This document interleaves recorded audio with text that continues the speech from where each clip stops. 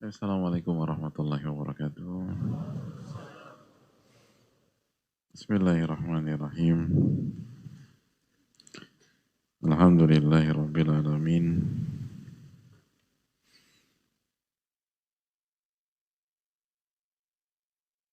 Wa bihi nasta'in ala umuri dunya wad din. Wassalatu wassalamu ala asyrafil anbiya wal mursalin wa ala alihi wa sahbihi wa man sara ala nahjihi bi ihsanin ila yaumidin wa ba'd.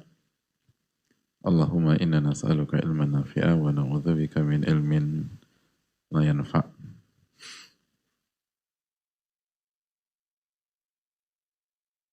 Allahumma alimna ma yanfa'una wanfa'na bima 'allamtana. Allahumma ansurna wal muslimin al madlumin fi Filastin wa fi kulli makan. Allahumma aslih lana umurana kullaha wa aslih ulata umurina wa hafadna wa baladana min kulli su' innaka waliyyu dzalika wal qadiru alaih. Alhamdulillah, kita panjatkan puji dan syukur kita kepada Allah tabaraka wa ta'ala atas nikmat yang Allah berikan kepada kita, sebagaimana salawat dan salam semoga tercurah kepada Rasulullah alaihi salatu wassalam beserta para keluarga, para sahabat dan orang-orang yang istiqomah berjalan di bawah naungan sunnah beliau sampai hari kiamat kelak.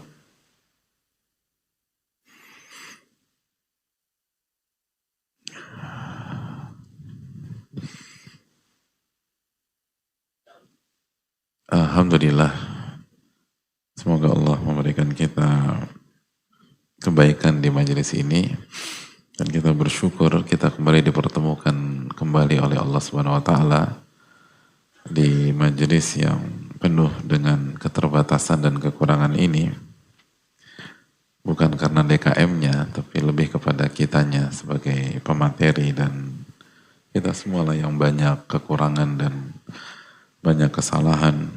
Semoga Allah Subhanahu wa taala ampuni dosa-dosa kita dan mengangkat derajat kita. Amin ya rabbal alamin. Dan semoga kita diberikan ilmu nafi dan dilindungi dari ilmu yang tidak bermanfaat. Dan semoga Allah perbaiki urusan kita dan urusan pemimpin-pemimpin kita. Semoga Allah jaga kita dan bangsa kita, tolong kita dan saudara-saudara kita, khususnya yang terzolimi di Palestina dan berbagai macam tempat. Dan Allah Maha berkuasa atas segala sesuatu.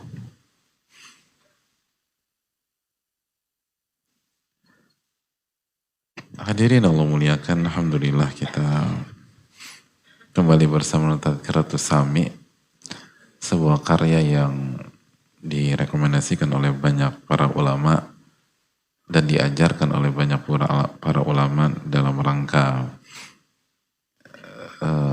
mengikuti metodologi para ulama-ulama kita terdahulu sampai hari ini.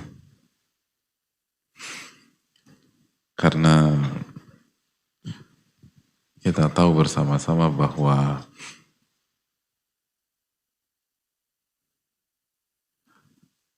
tidak ada yang bisa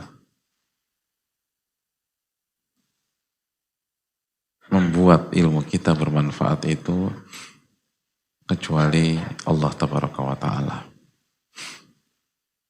Itu yang dijelaskan oleh para ulama kita. Makanya Az-Zarnuji rahimahullah ta'ala mengatakan bahwa ilmu, pemahaman dan taufik itu berasal dari Allah Subhanahu wa ta'ala. Dan itu syiarnya ahlu sunnah. Berbeda dengan sekte sesat, kata beliau. Kalau sekte sesat itu ujub dengan pandangan pribadi dan pemikiran pribadi mereka.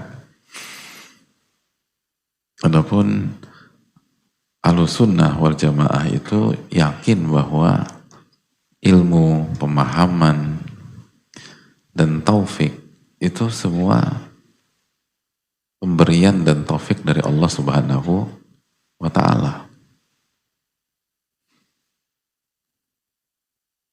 Dan keberhasilan seseorang untuk memanfaatkan ilmu dan pemahamannya itu benar-benar pertolongan Allah Jalla wa'ala.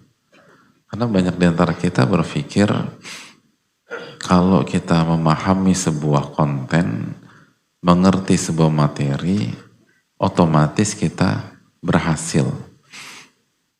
Jawabannya enggak. Jawabannya tidak.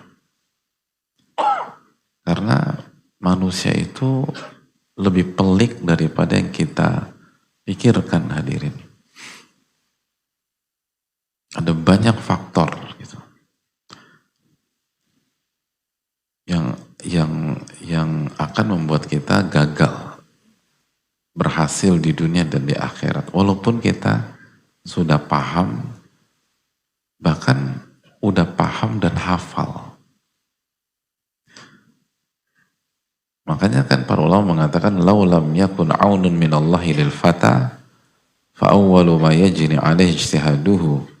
Kalau bukan karena pertolongan Allah kepada seseorang, maka yang pertama kali atau pihak yang pertama kali rentan menghancurkan dirinya adalah blunder pribadinya sendiri. Gitu. Jadi pihak yang paling mengancam untuk menjadi pihak yang pertama menjegal kita itu bukan yang benci sama kita, bukan yang hasad dan iri sama kita, tapi pihak yang pertama yang paling mengancam kita justru diri kita sendiri. Blunder-blunder kita, kelalaian kita, lupanya kita, gitu. Itu yang paling mengerikan. Makanya para ulama itu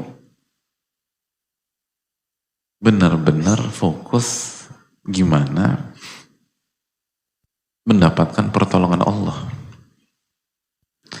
sehingga ilmunya bermanfaat.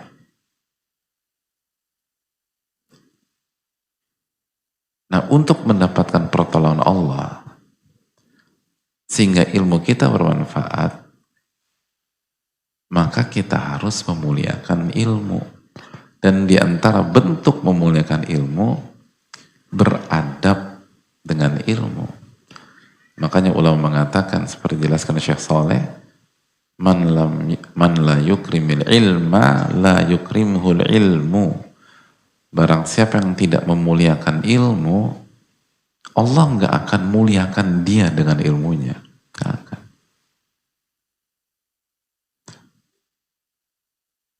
Dan salah satu bentuk memuliakan itu adalah beradab dengan ilmu.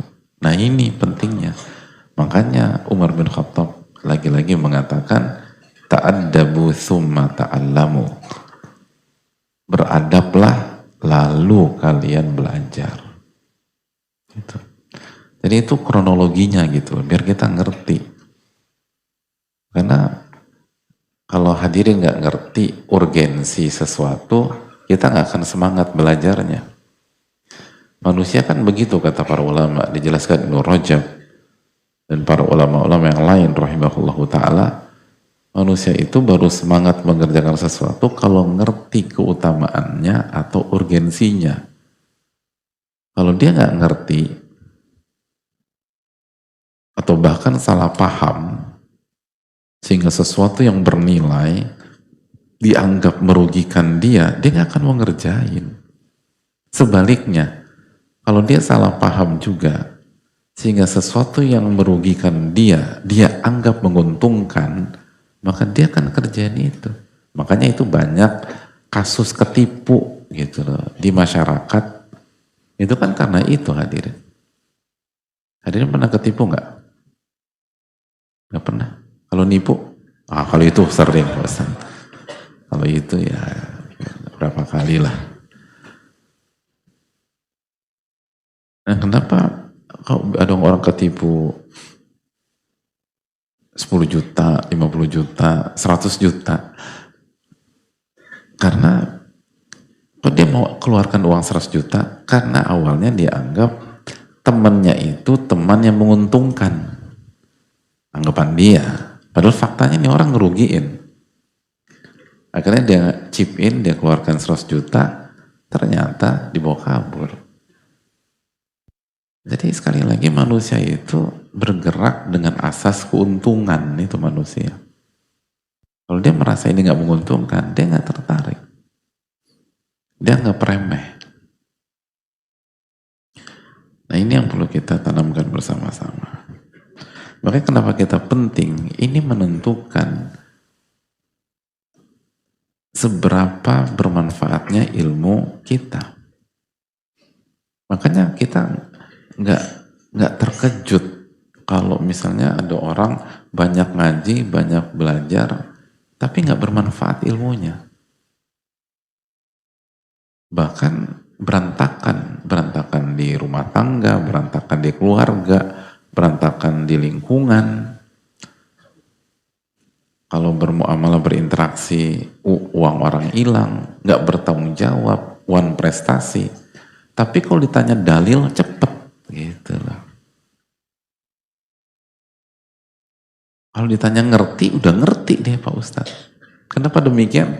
Karena itu tadi, untuk mau mengubah atau melanjutkan proses dari hafalan kita dan pemahaman kita menuju kondisi kebermanfaatan, artinya kita bisa memanfaatkan ilmu kita untuk kebenaran, untuk kebaikan, dan untuk kebahagiaan kita di dunia dan di akhirat, itu jelas butuh pertolongan Allah Subhanahu wa Ta'ala.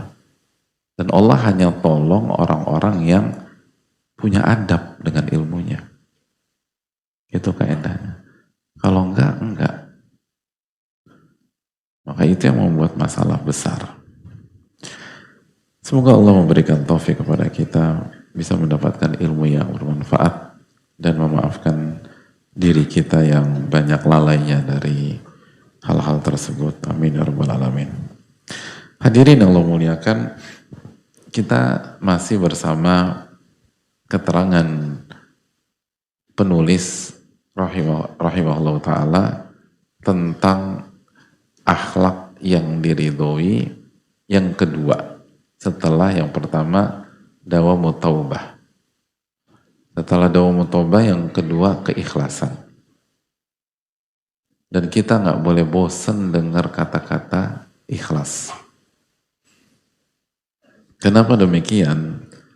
Kenapa kembali ditekankan oleh penulis? Dan ini bukan hanya penulis, tapi banyak para ulama kita. Karena dijelaskan para ulama bahwa keikhlasan salah satu hal terumit di dalam hidup. Sebagaimana sudah kita jelaskan, hal yang paling susah di dalam hidup. Sangat sulit, sangat jelimet, sangat berat.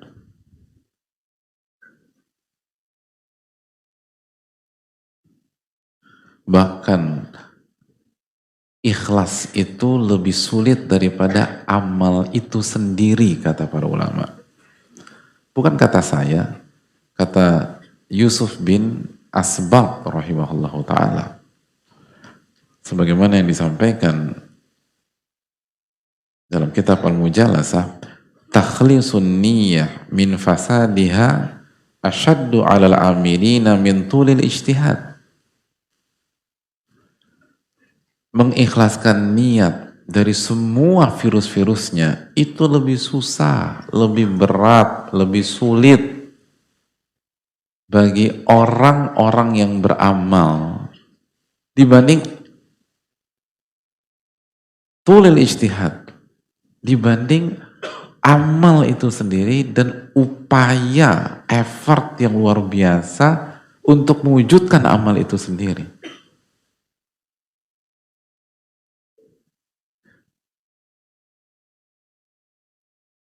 Jadi mewujudkan keikhlasan itu lebih susah daripada amal itu sendiri dan proses panjang untuk mewujudkan amal itu sendiri. Kalau memang butuh proses. Bisa dipahami nggak diri? Jadi contoh, ikhlas dalam sholat maghrib itu lebih berat daripada sholat maghrib itu sendiri. Itu maksudnya. Ikhlas dalam sholat isya itu lebih berat daripada sholat isya itu sendiri. Itu kata para ulama.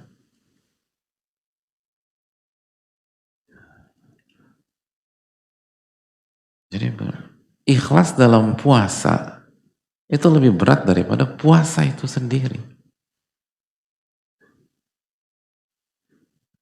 Ikhlas dalam berinfak dan bersedekah itu lebih berat daripada infak dan sedekah itu sendiri.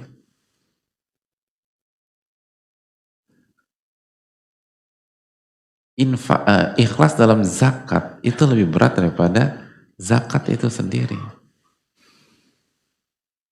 Jika zakat hadirin senilai 2,5 M. Masya Allah. Ini misalkan. Jangan senang dulu. Misalkan gitulah.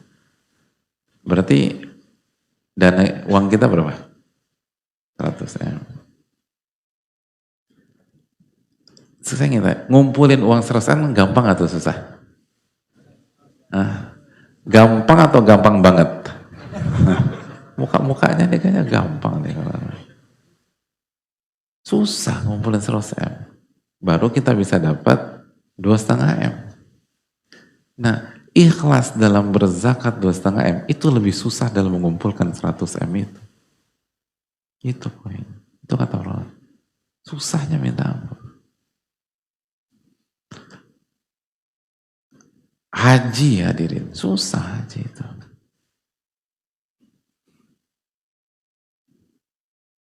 Haji mau yang lebih ekonomis puluhan tahun. Orang bisa nunggu 35 tahun.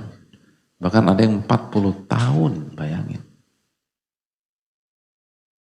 Kalau hadirin di daerah tersebut, lalu hadirin daftar sekarang usia 35 tahun, berarti insya Allah hajinya tahun berapa? Kalau 40 tahun? 75 hadirin, ya Allah. Kira-kira masih jadi manusia atau enggak hadirin 75 tahun? Agak berat itu. 40 tahun hadirin. Itu pengorbanan luar biasa. Ulama mengatakan, belum berangkatnya, masih nunggunya, belum berangkat 75 tahun atau 80 tahun ke Mina, wukuf di Arafah, apalagi kalau lagi peaknya musim panas, lalu Musdalifah, lalu tawaf, berat itu hadirin. Tapi ikhlas dalam menjalani itu semua lebih berat lagi kata para ulama. Lebih berat lagi kata ulama. Susah itu. Biar kita ngerti nih hadirin.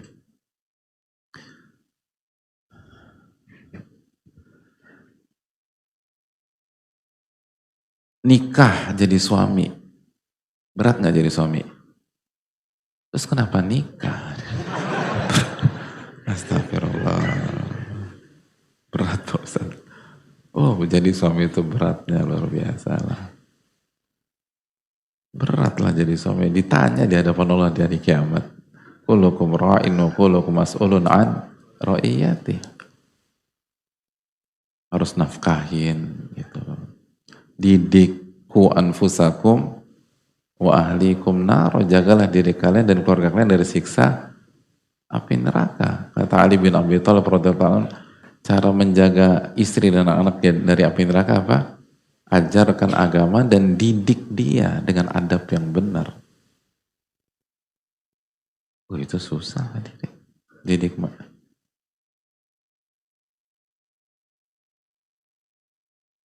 Susah. Tapi ikhlas dalam menjadi suami, ikhlas ketika mendidik istri, lalu menafkahi istri, dan semata-mata mencari ridho Allah Subhanahu wa Ta'ala. Bukan pride kita sebagai laki-laki, bukan kedudukan kita sebagai pemimpin.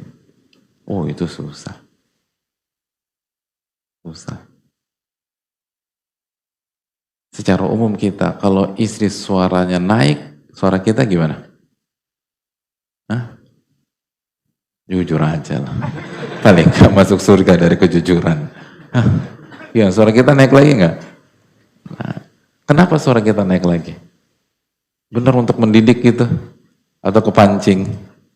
Hah? Atau saya perlu tanya saf belakang? Kepancing. Kalau kepancing berarti itu kepentingan siapa? Kepentingan Allah? Bukan. Pribadi gitu. Susah gitu. Ibu-ibu jadi istri gampang atau susah? Ngadepin bapak-bapak di depan ini gampang atau susah? Oh, kencang hadir. Susah ngadepin hadirin sekalian. Susah, harus nurut, harus taat. Udah nurut, taat, lupa dikasih nafkah gitu loh. Karena itu susahnya minta ampun.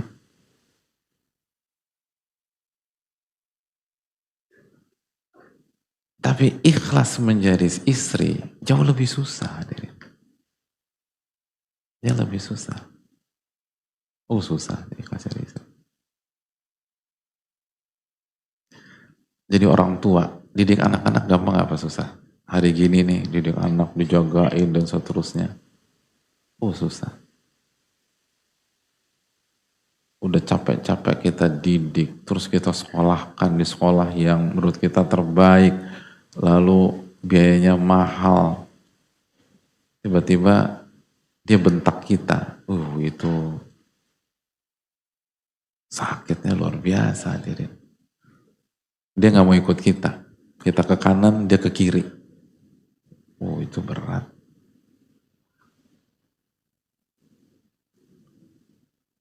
Dia mau keluar dari rumah.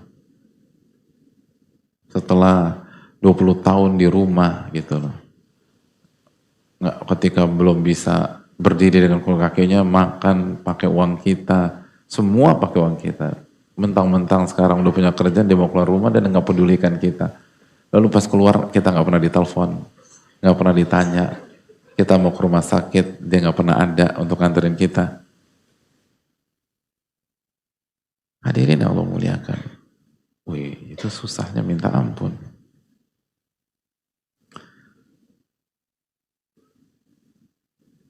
Terus kalau kita tersinggung itu benar karena Allah atau karena kita sebagai orang tua nggak dihargai? Susah jadi. Lalu masihkah kita meremehkan keikhlasan dan menganggap keikhlasan itu pelajaran anak TK, pelajaran anak SD, sedangkan setiap episode kehidupan kita selalu berkaitan dengan ini dan kita berantakan gara-gara ini. Sebagaimana kita bahagia kalau kita bisa mewujudkan hal ini. Susah, benar-benar susah. Dan ini pengaruhnya kemana-mana.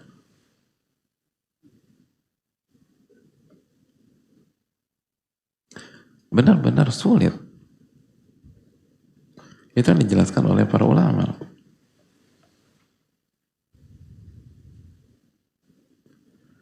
Kata Al-Imam Ahmad bin Al-Halim, orang yang ikhlas itu, bihaitu yakununa indal haqqi bila khalqin wa indal khalqi bila hawa. Aduh, berat banget hadirin. Ini saya bagian nerjemahin aja ya hadirin. Ini berat banget. Kata para orang yang ikhlas itu, kalau udah berhadapan dengan kebenaran, itu nggak ngelihat orang, bayangin. Orang ikhlas itu kalau udah lihat kebenaran udah itu nggak ngelihat orang lagi. Dan kalau berinteraksi dengan makhluk nggak pakai hawa nafsu, gimana caranya coba? Kecuali orang-orang yang dirahmati oleh Allah. Dan kita masih bilang ini gampang.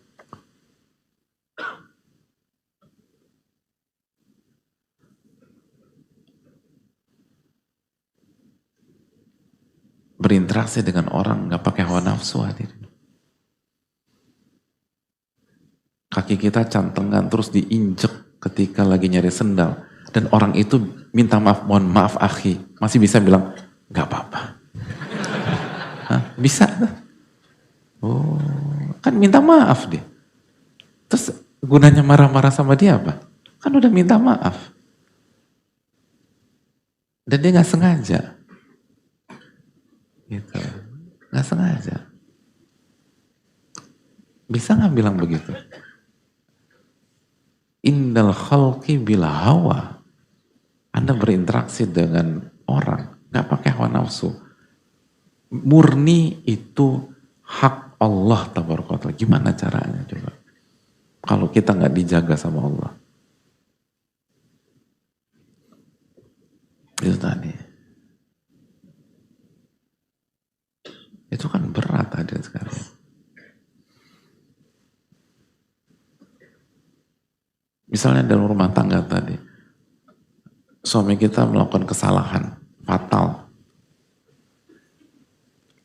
atau istri kita tidak sesuai dengan harapan kita, sikap kita gimana? Tersinggung, lalu segera minta cerai, atau kita berpikir bagaimana caranya agar istri saya atau suami saya bertobat kepada Allah Subhanahu wa taala. Katanya ikhlas. Ketika nikah kan bilang, kenapa sih mau nikah? Untuk ibadah kepada Allah Subhanahu wa taala. Asik ya, untuk ibadah. Tapi begitu pasangan melakukan kesalahan kok nggak disuruh taubat? Justru minta cerai. Kalau dia nggak mau taubat, lalu melakukan kesalahan yang kata para ulama, Anda harus bercerai jelas. Tapi ada sebagian pasangan Anda sudah bertobat. Kok Anda masih sakit hati? Lalu kenapa Anda cecer terus? Lalu begitu ada segala macam diungkit-ungkit lagi kesalahannya. Apakah itu ibadah? Ibadah gitu. Ini masalah karena Allah atau karena kepentingan Anda?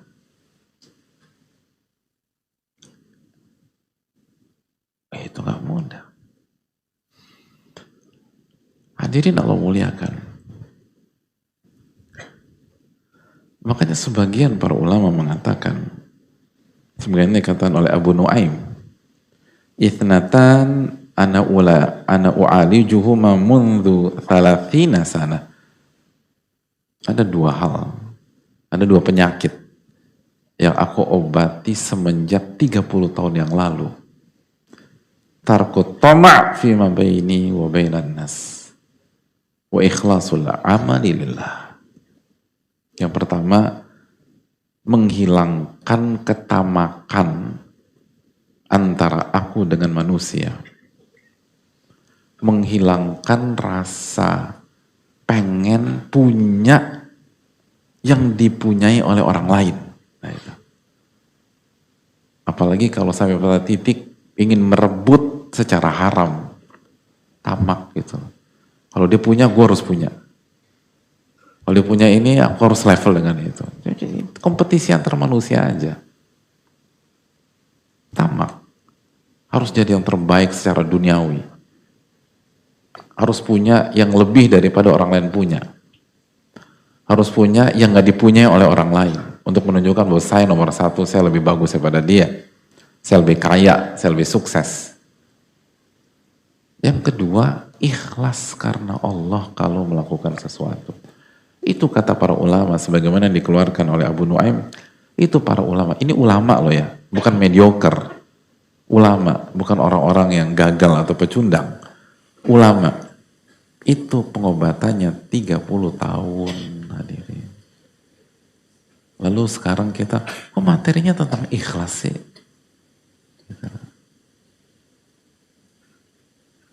Nah, ini ikhlas penting. 30 tahun ulama jungkir balik dalam masalah ini. Uwais Al-Qarni hadirin. Uwais Al-Qarni. Sebagaimana yang dibawa di riwayat, sebagaimana yang dibawakan dalam kitab Safatul Saffah atau Sifatul Saffah. Dalam Sifatul Saffah, Uwais Al-Qarni mengatakan, diriwayatkan, idza qumta fad'ullaha an yusliha laka qalbaka wa niyataka. Kalau Anda melakukan sesuatu, doalah kepada Allah agar Allah memperbaiki hati Anda dan niat Anda. Jadi kalau kita mau mengerjakan sesuatu, udah doa belum? Gitu. Doalah kepada Allah biar Allah memperbaiki hati kita dan niat kita. Kalau kita keluar dari rumah mau ke masjid, mau sholat atau mau kajian, doa enggak sama Allah agar Allah memperbaiki hati kita dan niat kita. Pada saat kita mau ngaji, doa enggak sama Allah agar Allah memperbaiki hati kita dan niat kita. Pada saat kita mau puasa, doa enggak sama Allah agar Allah memperbaiki hati kita dan niat kita. Pada saat kita mau berbuat baik, membuat baksos atau membuat program-program sosial, doa enggak sama Allah agar Allah memperbaiki hati kita dan niat kita. Lalu beliau mengatakan, falan tu'alija syai'an asyadda 'alaika minhuma. Karena Anda tidak akan mengobati satupun penyakit yang lebih sulit daripada mengobati dua hal di atas. Mengobati penyakit hati dan mengobati ketidakikhlasan dalam niat. Allahu Akbar. Itu Uwais Al-Qarni rahimahullah. Kata para ulama, siapa Uwais Al-Qarni? Uwais Al-Qarni itu adalah orang yang kata Nabi SAW, fa in istata'ta an yastaghfira laka faf'al. Kalau Anda bisa membuat Uwais mendoakan ampunan kepada Allah untuk Anda, mintalah agar Uwais mendoakan Anda. Allahu Akbar. Dan Uwais adalah salah satu simbol keikhlasan yang ada. Itu kata beliau susahnya mengobati keikhlasan atau mengobati ketidakikhlasan. Uwais itu yang dikatakan Nabi SAW sebaik-baik tabi'in rajulun yuqalu Uwais. Sebaik-baik tabi'in seseorang yang bernama Uwais. Ini sebaik-baik tabi'in. Dan beliau mencapai derajat sebaik-baik tabi'in itu karena keikhlasan beliau. Itu saja mengatakan gak ada yang lebih berat dibanding mengobati ketidakikhlasan. Itu poin hadirin. Jadi ini harus terus diingatkan, harus terus disampaikan, harus terus menjadi bahan ibrah bagi kita semua. Bahkan Yusuf bin al-Husain rahimahullah itu pernah menyampaikan bahwa a'azu syai'in fid dunya al-ikhlas. Sesuatu yang paling mulia dalam kehidupan dunia itu adalah keikhlasan. Sesuatu yang paling mulia di dunia itu keikhlasan. Wa kam ajtahidu fi isqatir riya'i an qalbi. Sudah nggak terhitung berapa kali aku berusaha mengubur riakku di dalam hatiku, mengobati riakku dalam hatiku, menghilangkan riak dari hatiku. Faka'annahu yanbutu ala launin akhar. Lalu dia muncul dari sisi yang berbeda dan warna yang berbeda, bentuk yang berbeda lagi. Jadi begitu riak ditumpas, muncul potensi riak baru lagi. Riak ditumpas lagi, muncul lagi dari sini. Riak ditumpas lagi, muncul dari sini. Oh, itu luar biasa. Itu nama-nama besar yang mengatakan bukan mediocre, bukan orang-orang gagal, nama-nama besar dalam Islam. Nama-nama besar. Dan beliau mengatakan, gak terhitung berapa kali aku sudah lakukan itu. Lalu kita cuman ikut kajian ikhlas sekali seumur hidup, terus kita makanya aku udah ikhlas deh. Gitu. Itu merekomendasi diri sendiri aja gitu loh. Bahkan sebagian ulama mengatakan, saya berharap ada ulama yang mendedikasikan waktunya untuk mengisi kajian dan materinya hanya tentang keikhlasan. Saya begitu. Karena ini bahaya laten umat, kata beliau. Jadi ada ulama gitu misalnya kajiannya Senin sampai Senin. Hari Senin apa materinya? Ikhlas. Kalau Selasa, ikhlas juga. Rabu-Rabu tentang ikhlas. Kamis, kalau Kamis tentang ikhlas. Jumat ini seru, ikhlas. Gitu. Sabtu nih serius pembahasannya, ikhlas. Ahad kan waktu libur, jadi harus kuat, ikhlas. Jadi dari Senin sampai Ahad, ikhlas semua materinya. Itu kejelian ulama. Dan itu blind spot kita. Kita meremehkan. Karena ini susahnya minta ampun.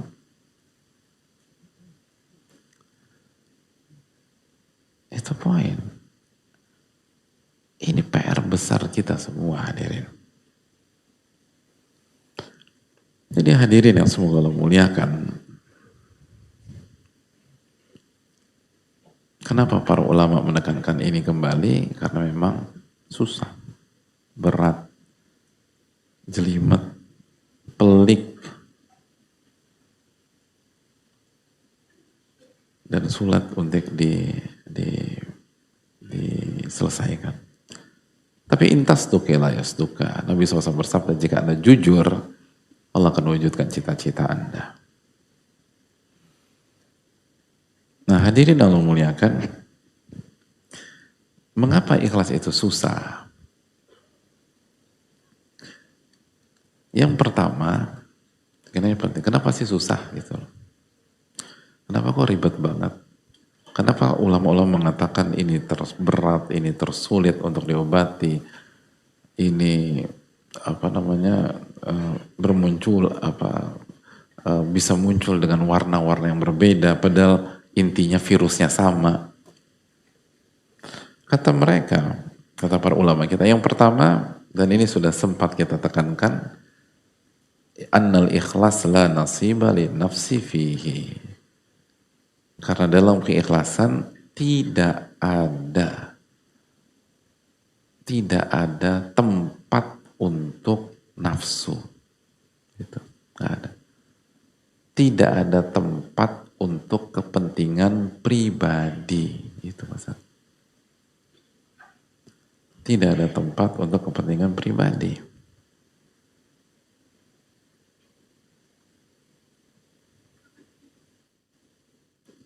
Itu poin. Itu bikin susah hadirin. Sedangkan yang lain itu ada. Sedangkan ikhlas nggak boleh ada tempat untuk kepentingan pribadi. Hadirin Allah muliakan, itu yang dijelaskan oleh para ulama seperti Al-Imam Ahmad bin Abdul Halim. Falladhi yahsulu li ahlil imani inda tajridi tauhidi qulubihim ilallah. Dan yang terjadi bagi orang-orang beriman ketika mereka mentauhidkan hati mereka kepada Allah sehingga mereka ikhlas, wa iqbalihim alaihi duna masiwah, dan ketika mereka menghadap Allah dan bukan kepada selain Allah, bihaitsu yakununa hunafa'a lahu mukhlisina lahuddin, yang artinya mereka mengikhlas atau mereka menjadi hanif dan menjadi ikhlas dan mengikhlaskan amal ibadah mereka kepada Allah. La yuhibbuna syai'an illa lahu. Kalau itu sudah terjadi, mereka tidak mencintai apapun kecuali karena Allah. Susah tuh. Mencintai seseorang karena Allah, bukan karena dia menguntungkan kita. Kan susah. Oh itu susah banget. Makanya kata para ulama, cinta karena Allah itu apa sih? La yazid bil bir walayan kusu bil jafa. Kita mencintai seseorang dan cinta itu tidak bertambah karena kebaikan pribadi dia kepada kita. Dan cinta itu tidak berkurang karena dan cinta itu nggak berkurang karena sikap negatif pribadi dia ke kita. Itulah. Bisa nggak hadirin? Oh berat. Kata Nabi SAW, "Awthaqu urul iman." Itu ikatan iman paling tinggi. Itulah. Ada orang bentak-bentak hadirin, ya mungkin temperamen. Tapi di satu sisi, orangnya sebenarnya baik. Amalnya banyak. Dan walaupun hadirin bentak-bentak dia, hadirin tetap mencintai dia karena Allah. Kenapa? Karena dia ahli sholat. Karena dia puasa. Kok lu gak sakit hati sih? Lu dibentak-bentak depan semua orang kemarin. Ya gue tahu dia salah. Tapi dia puasa loh bro. Coba ada yang pernah begitu gak? Gitu. Tapi dia tuh baca Quran terus gitu loh. Tapi dia tuh zikirnya kenceng gitu loh. Pernah gak kita begitu? Atau sebaliknya? Lu jangankan di cross check, kita yang kasih tahu. Lu tahu gak, gue tadi dibentak-bentak sama dia. Padahal lu tahu kan, dia tuh rajin sholat, puasa, zikir. Dia bentak-bentak gue. Munafik tuh orang. Gitu langsung. Gitu. Yang penting tuh akhlak kan gitu ya. Itu karena kita udah sakit hati, jadi kita udah nggak mandek, udah semua nol deh gitu loh. Sholatnya nol, nilainya, puasanya nol, zikirnya nol dan seterusnya. Maka itu kan kata para ulama, ainir ridho,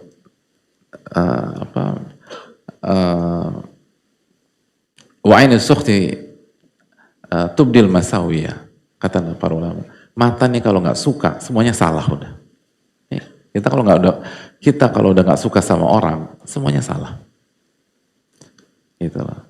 Salah. Dia nengok ke kanan salah, nengok ke kiri salah, gitu. Benar nggak sih? Enggak ya? Enggak. Secara umum demikian, semoga jamaah dijaga oleh Allah Subhanahu Wa Taala. Tapi begitu. Kita kalau nggak suka, kita ngelewat. Assalamualaikum, nggak dijawab, gitu. Lo lihat kan tadi, gue kasih salam.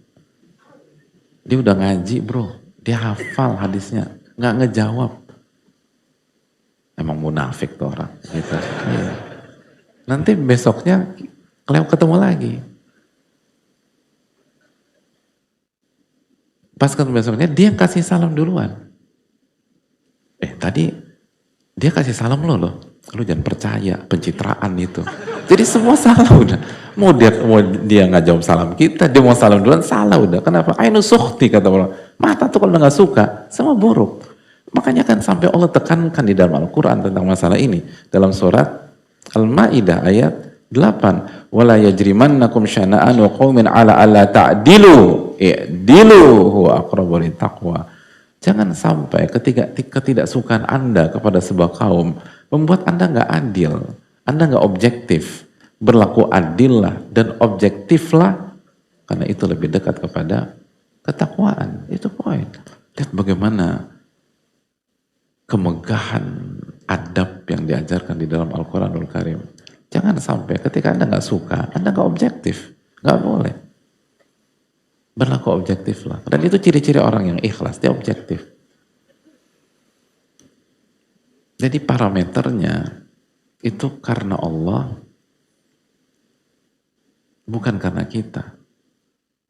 Jadi kepentingan pribadi kita nggak punya tempat di dalam hati dan diri kita sendiri. Kan susah hadirin. Bayangkan. Ini kan rumah gua kata kepentingan kita. Ini kan, tapi ternyata nggak ada tempat. Karena semua hati kita diisi dengan konsep inna sholati wa nusuki wa mahyaya wa mamati lillahi rabbil alamin. Sesungguhnya sholatku, ibadahku, sesembelihanku, hajiku, hidupku dan matiku itu untuk Allah Subhanahu wa taala. Enak tuh ayat ya, kita baca dari kecil ya. Tapi Allah ngamalinya jungkir balik, susahnya setengah mati. Semoga Allah tolong kita semua. Amin ya rabbal alamin. Itu tadi.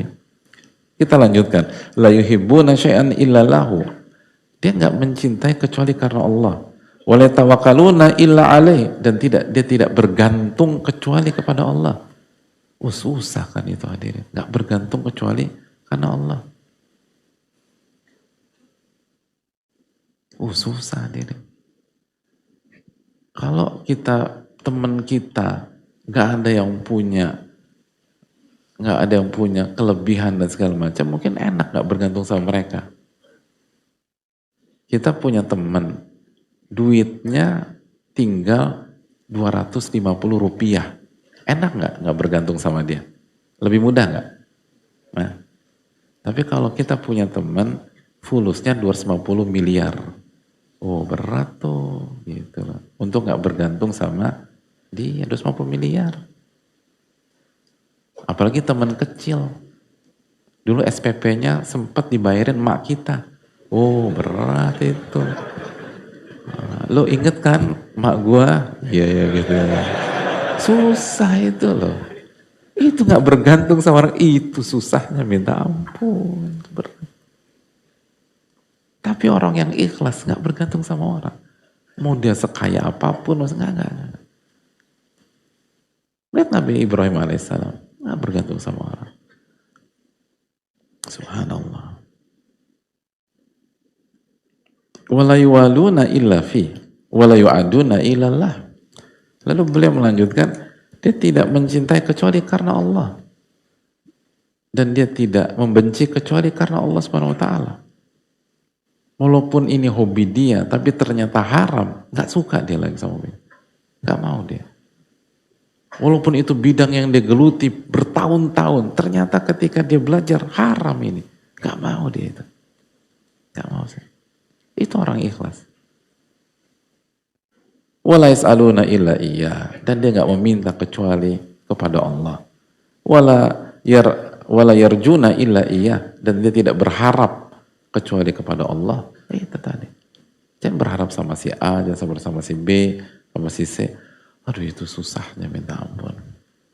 Wala yakhafuna illa iya, dan dia tidak takut kecuali kepada Allah Subhanahu wa taala. Takut ibadah. Ya'buduna, mereka beribadah kepada Allah. Wa yasta'inu nabi, minta pertolongan kepada Allah. Baru setelah itu yang tadi kita nukilkan. Bihaitsu yakununa indal haqqi bila khalq wa indal khalqi bila hawa. Sehingga hidup mereka itu kalau sudah bertemu dengan kebenaran, gak ngelihat yang lain udah. Nggak lihat apa kata orang, nanti orang bilang apa, nanti gimana, segala enggak udah. Tapi menghormati orang lain, nggak sombong enggak. Tapi udah, kalau benar ya udah benar. Tetap hormati semua. Dia nggak belagu, dia nggak arogan. Tapi orang mau caci maki dia, mau segala macam, udah dia nggak peduli. Gitu. Kalau itu tadi, kalau pekerjaan ini halal, dan saya hanya bisa ini, mau teman-teman kantor saya yang dulu ngeliat gitu loh, gak ada masalah, gak peduli dia. Ada sebagian kita ketika berhijrah dan harus mulai dari nol, malu gitu loh, malu untuk mulai usaha dari nol. Malunya apa? Takut dilihat sama teman kantornya, takut dilihat sama bawahannya. Itu berarti ada masalah dengan keikhlasan kita. Padahal kita udah merasa berhijrah, kita udah meninggalkan pekerjaan kita yang haram dulu misalnya, tapi ternyata ada masalah dengan keikhlasan kita. Orang yang ikhlas nggak peduli dah. Kalau ini halal, ini yang bisa saya lakukan, bismillah. Mau diomongin kek, mau dikesian-kesianin orang kek, mau diketawain, mau dinyinyirin, mau dibully, bukan urusan saya. Nggak mau. Dan ketika berinteraksi dengan manusia, tidak pakai hawa nafsu. tapi pakai perintah dan larangan Allah Subhanahu wa taala. Itu yang menjadi PR besar. Dan itu susahnya minta ampun, tidak ada kepentingan pribadi dalam diri kita. Susah itulah hadirin. Kecuali jika Allah ridhoi dan tidak mengganggu tujuan hidup kita tersebut. La nasib li nafsillah. Susah.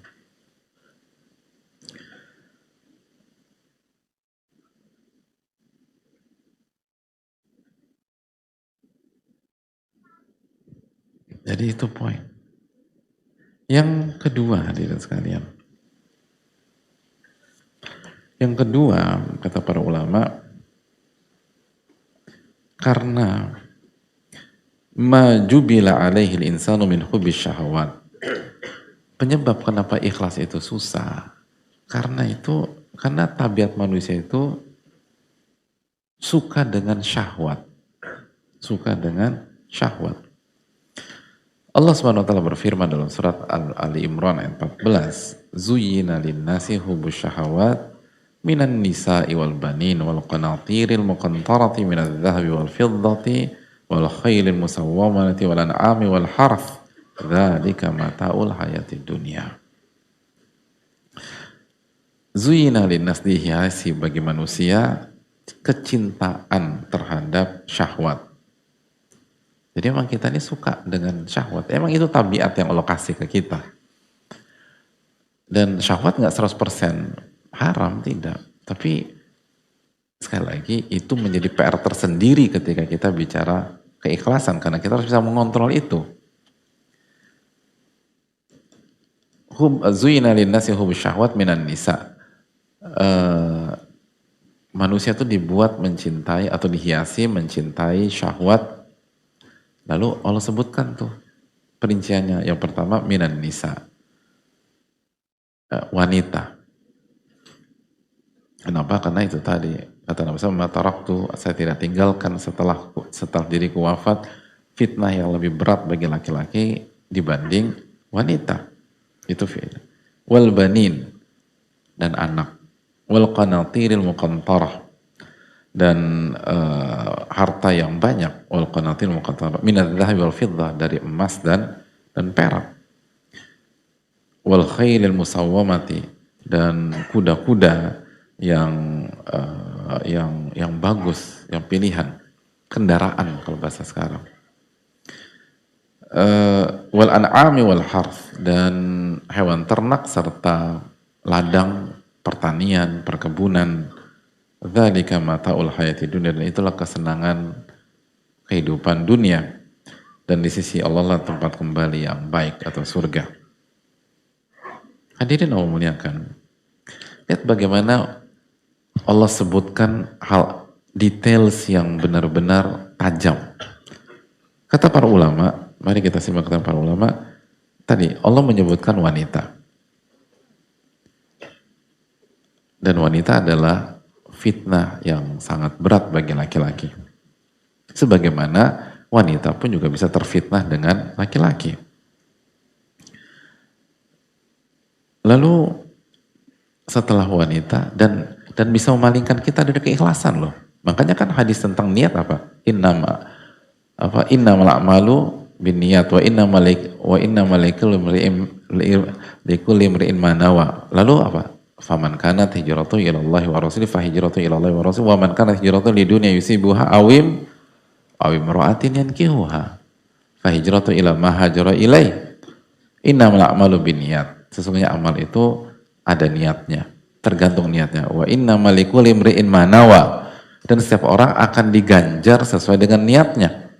Setelah Nabi SAW memberikan sebuah kaidah besar, Nabi SAW memberikan sampel. Sampelnya adalah hijrah. Barang siapa yang hijrahnya untuk Allah dan Rasulnya, maka ia akan mendapatkan Allah dan Rasulnya. Dan barang siapa, ini sampel yang bagus, yang positif. Lalu setelah bicara contoh positif, Nabi SAW menyebutkan contoh negatif. Dan barang siapa yang hijrah untuk dunia, awimro'atin atau wanita. Jadi ada orang berhijrah untuk wanita, gitu loh. Ada orang yang datang ke kajian itu untuk wanita, gitu loh. Biar dapat jodoh. Oh dapat kabar di kajian itu bening-bening bro, misalnya. Misalnya, nggak tahu. Ya, bukan di sini juga belum tentu gitu loh. Kalau bening kan transparan, kayaknya nggak ada foto-foto kita transparan di belakang. Jadi sekali lagi, jadi bukan untuk siapa gurunya, pelajarannya apa, bisa ditadaburi atau enggak, fokusnya ke perempuan. Ada, itu Nabi SAW sudah sebutkan 15 abad yang lalu. Jadi wanita ini bisa membuat kita nggak ikhlas. Lalu setelah itu banin, anak. Kata beliau, kata para ulama, wa hum man yutaqawwa bihim wa yuftakharu bihim wa yu'taz. Peran anak dalam peradaban, dalam kehidupan manusia dari dulu sampai sekarang, anak itu support system. Dan jelas lah, ketika orang punya anak, itu dia punya support system yang kuat. Apalagi kalau dia sudah memasuki usia tua, usia senja, anak itu akan mensupport dan membackup dia. Lalu wa yuftakharu bihim, dan anak itu adalah pihak yang sangat dibanggakan oleh manusia. Sangat dibanggakan oleh manusia. Dibanggakan oleh manusia. Dan ini bisa merusak keikhlasan. Karena intinya kebanggaan diri. Bangga gitu. Andin pernah ketemu dengan orang tua nggak yang menceritakan anaknya, menceritakan prestasi anaknya? Pernah? Belum selesai. Pernah nggak ketemu orang tua yang menceritakan prestasi anaknya, lalu dalam hati kita mengatakan gini, ini kan udah 15 kali gue dengar dari dia. Pernah nggak? Ada orang begitu. Jadi semua diceritakan gitu lah. Nah ini kan kalau niatnya nggak dijaga, bahaya hadirin. Kita nggak menjudge itu ya, tapi sekali lagi kalau niatnya nggak dijaga, karena bisa jadi hadirin sekalian, misalnya contoh lah, kita mungkin udah nggak punya harapan untuk hafal 30 juz. Nah, jangankan 30. Juz 30 aja 0,1% Pak Ustadz. Tapi anak kita punya harapan untuk itu. Makanya kalau kita nggak jaga keikhlasan dan berhasil anaknya 30 juz, oh itu hati-hati hadirin. Itu kebanggaan besar. Dan bisa jadi itu mengganggu keikhlasan kita. Itu menunjukkan anak itu memang kebanggaan, gitu, kebanggaan. Kita misalnya udah hampir divonis nggak mungkin jago bahasa Arab, tapi belum tentu dengan anak kita. Ternyata bahasa Arabnya cas-cis-cus gitu loh. Itu orang tua tuh ada rasa ini hadirin. Nah kalau kita nggak jaga, sekali kita nggak menjudge, tapi kalau kita nggak benar-benar jaga, oh bahaya keikhlasan. Karena kan tugas kita mendidik dia jadi anak yang soleh. Makanya kan emang berat, karena proses mencetak anak yang soleh itu kan puluhan tahun, atau belasan tahun lah, minimum belasan tahun, sampai puluhan tahun. Maka butuh menjaga niat yang estafet juga. Itu anak. Berikutnya apa? Qanatirul muqantarah, harta. Jelas harta. Harta pihak yang bisa merusak niat kita. Tsummal mal alladzi qad yajma'uhu lil fakhr wal khuyala. Wa takabbur 'ala du'afa wa tajabbur 'ala al fuqara. Harta itu adalah alat untuk berbangga-bangga, untuk menyombongkan diri, untuk meremehkan orang miskin, meremehkan orang lemah, Bahkan juga bisa meremehkan middle class dan seterusnya kalau dia di atas. Dan sekali lagi itu bisa merusak keikhlasan kita. Padahal kan kita tadi orang yang ikhlas tadi apa? Hidupnya hanya inna sholati wa nusuki wa mahi dan seterusnya. Dan orang ikhlas kan tawadu, bukan menyombongkan diri. Sedangkan harta itu salah satu hal yang bisa mengancam. Sehingga kita lupa siapa diri kita. Bahwa kita hanya hamba Allah tabaraka wa ta'ala. Lalu berikutnya, apa yang berikutnya? Wal khairul musawwamah. Kata para ulama, wal marakibul hasanah minal khairul musawwamah. Dan kendaraan yang bagus seperti kuda yang yang baik lah, yang berkualitas. Thumma ma an'ama bihi 'alan nasi min bahimatil an'am. Dan kendaraan juga begitu ada. Kendaraan salah satu alat untuk membanggakan diri, menyombongkan diri. Bukan berarti selalu dipakai untuk itu, enggak ya. Tapi maksud saya itu bisa menjadi alat untuk menyombongkan diri yang efektif dan membanggakan diri dengan efektif. Benar nggak hadirin? Benar kan? Dan sebalik, dan makanya kan di masyarakat kan masih banyak orang-orang kalau mobilnya bagus, pede. Turun di lobi itu pede gitu. Lobi hotel bintang 5 atau di mall-mall yang bagus, enak. Tapi kalau mobilnya zuhud gitu dalam itu udah basement 2 deh, basement 2. Paling pojok segala macam. Bahkan kalau ditawarin di lobi nggak pede sendiri yang turun, harusnya kan pede aja. Santai aja kan nggak ada masalah. Tapi nggak pede sendiri itu loh. Karena itu tadi beda. Mobil tuh pengaruh lah, ya jelas lah. Ya kenapa orang rela ngutang dan nyicil demi mobil yang itu kan itu tadi poin. Orang masyarakat tuh ngeliat mobil. Bahkan ada banyak pihak rumah tuh boleh jelek tapi mobil harus bagus. Kenapa? Karena mayoritas yang dilihat oleh orang-orang mobil bukan rumah saya. Kan demikian. Tapi kemana-mana, ketemu di sana mobil, ke sana mobil, oke. Bahkan kalau hadirin nggak punya mobil modern, benar-benar ngambil ayat inilah, kuda deh. Atau beli kuda-kuda Arab yang jago-jago. Oh keren hadirin. Coba deh sekali-sekali kesini naik kuda. Beneran keren, serius, nggak pernah ya? Coba deh. Oh kan gitu loh. Oh insya Allah lah gitu. Lamaran gitu, akhwat hadir naik kuda, kudanya gagah gitu. Harga yang 10 miliar, 15 miliar, oh gitu. Itu insya Allah diterima. Bahkan mungkin kudanya lebih diterima daripada Allah musta'an. Wa ilaihi tuqlan. Nah artinya kita pakai letel kuda tuh fakhr. Gagah hadirin, naik kuda tuh keren. Itu bisa jadi alat kebanggaan dan kesombongan. Benar, ini poinnya, ini para ulama. Tapi bukan berarti semua orang demikian, tidak. Makanya kan harus jaga niat. Terus apa lagi?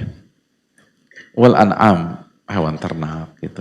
Jelas lah, punya peternakan ayam atau kambing, ribuan kambing, jelas itu alat juga untuk, bisa jadi alat untuk kesombongan, keangkuhan, dan seterusnya. Wal harth gitu loh. Hadirin punya perkebunan, misalnya kelapa sawit, puluhan ribu hektar, beda. Atau punya sawah, puluhan ribu hektar, itu kebanggaan. Ketika hadirin itu pasti akan dianggap sama orang kampung, atau di desa tersebut. Atau bahkan bisa jadi di provinsi itu kalau kita punya sawah yang begitu luas dan begitu ini.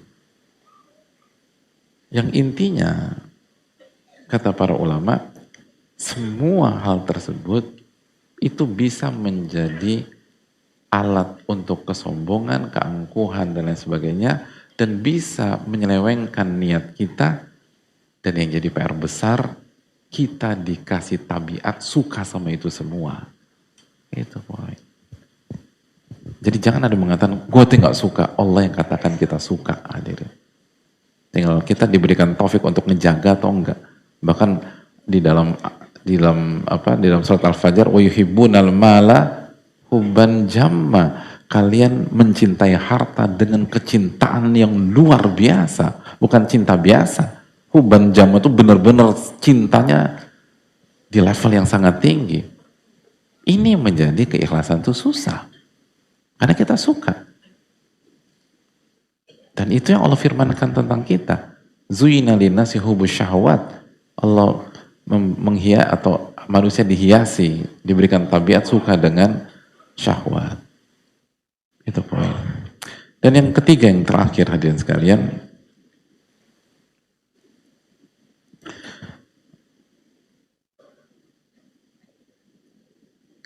kata para ulama, annal khawatir allati taridu 'alal qalbi la tatawaqqafu. Fal qalbu kama taqaddam innama summiya qalban likathrati taqallubihi. Yang ketiga, kita sebutkan 3 faktor saja, bahwa besitan-besitan yang masuk ke dalam hati kita itu nggak berhenti. Jadi serangan-serangan ke hati kita tuh terus gitu loh. Terus gitu. Dan tabiat hati kita itu labil. Makanya organ ini dinamakan qalbu karena taqallub. Taqallub itu berbolak-balik, nggak sabit gitu loh. Sabit itu kokoh. Jadi organ ini, ya kan kita selalu bilang, kita qalbu kita nih, qalbu. Kenapa dinamakan qalbu? Li taqallubihi. Taqallub dalam bahasa Arab itu artinya labil. Bolak-balik. Itu tadi makanya kayaknya hari ini ikhlas, besok kok berat lagi. Kayaknya gue udah mantep gitu loh. Sama kayak misal kita umroh atau haji. Kayaknya tuh kalau pas wukuf atau pada saat di depan Ka'bah, kayaknya udah deh. Gue udah siap berjalan menuju sorga. Kayaknya gitu banget. Begitu pulang ke tanah air, buyar semua. Begitu, itu banyak dialami. Dan bukan berarti Anda nggak jujur, belum tentu. Emang hati itu mau bolak-balik. Kayak kita itikaf 10 hari terakhir Ramadan, kayaknya kan benar-benar ahli akhirat. Tapi begitu ketemu opor belum kita bisa dulu kok ada 1 Syawal ketemu opor dan teman-temannya itu goncang hadirin. Minimum atau kita berat, dan sebagian sholat zuhur udah terlambat gitu loh. Di tanggal 1 Syawal. Ada yang subuh gak ke masjid gitu loh. Padahal baru pulang pada isya dari masjid. Subuh lupa lagi. Ilaman rahimah rabbuh, kecuali dirahmati oleh Allah. Emang gak mudah itu. Dan memang pada dasarnya hati kita tuh bolak-balik. Makanya butuh perjuangan ekstra. Karena serangan tuh masuk lagi, nanti besitan ini, pengen ini, itu nggak selesai. Itu yang membuat susah. Belum lagi poin pemungkas, syaitan nggak akan tinggal diam, hadirin. Syaitan tidak akan tinggal diam. Dan dia akan manfaatkan itu semua. Dan kata Ibnul Qayyim rahimahullah ta'ala, hubungan syaitan dengan hawa nafsu apa? Syaitan menjadikan hawa nafsu sebagai alat dia, atau alatnya di dalam internal kita. Jadi dia manfaatkan hawa nafsu kita untuk nyerang sana, lalu nyerang sini, lalu buat kita pengen ria, buat kita pengen sum'ah. Itu memanfaatkan hawa nafsu kita. Jadi tambahlah, kenapa ulama mengatakan ini tuh ribet banget dan harus diulang dan terus diulang. Dan kalau kita nggak sadar ini, kita akan gagal. Na'udzubillah tsumma na'udzubillah. Sudah masuk. Tapi saya rasa cukup, kita akan lanjutkan ba'da sholat maghrib insyaallah taala. Subhanaka wa bihamdika la ilaha illa anta astaghfiruka wa atubu ilaik. Assalamualaikum warahmatullahi wabarakatuh. Syukran.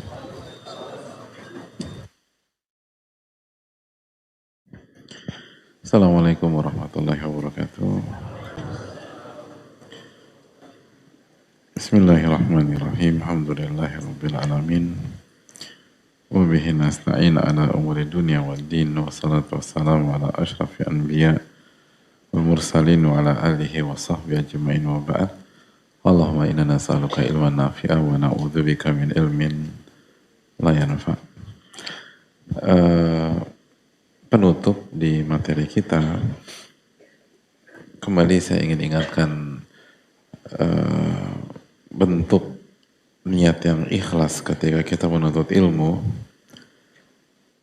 Disampaikan oleh Imam Ahmad bahwa ketika beliau membahas tentang talabul ilmi afdalul a'mal liman sahhat niyatuh, beliau menyampaikan bahwa menuntut ilmu itu sebaik-baik amal jika niatnya ikhlas, jika niatnya benar.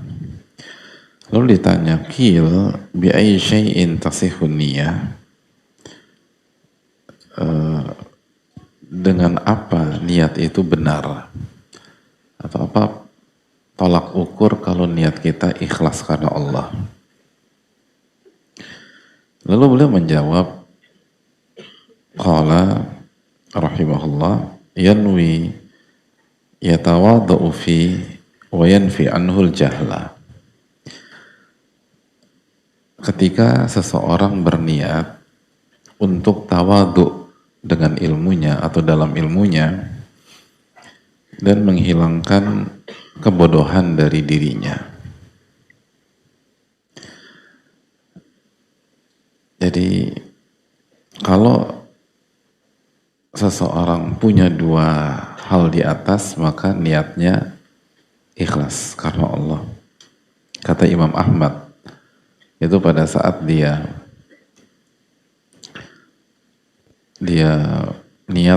berniat untuk tawadhu, untuk merendah, dan dia berniat untuk menghilangkan kebodohan dari dirinya.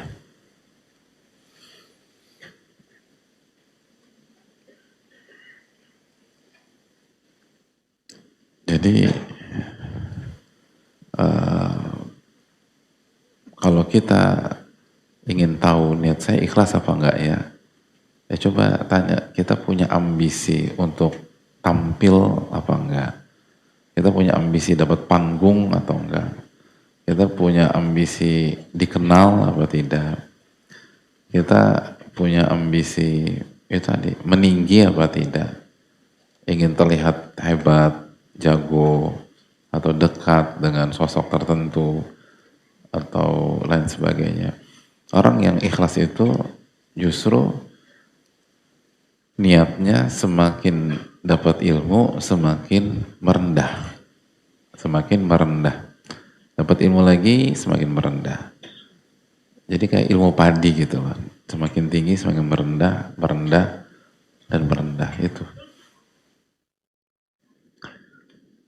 Makanya kan gelar kesukaan Rasulullah SAW itu apa? Abdullah. Gitu. Abdullah. Hamba Allah. Itu gelar. Itu gelar yang sangat prestisius. Gitu. Dan gelar yang disukai oleh Rasulullah SAW. Dan gelar itu simbol kerendahan seorang hamba kepada Allah. Kan hamba. Itulah. Hamba. Kurang rendah apa hamba itu? Hamba. Jadi kita tuh belajar bukan untuk meninggi.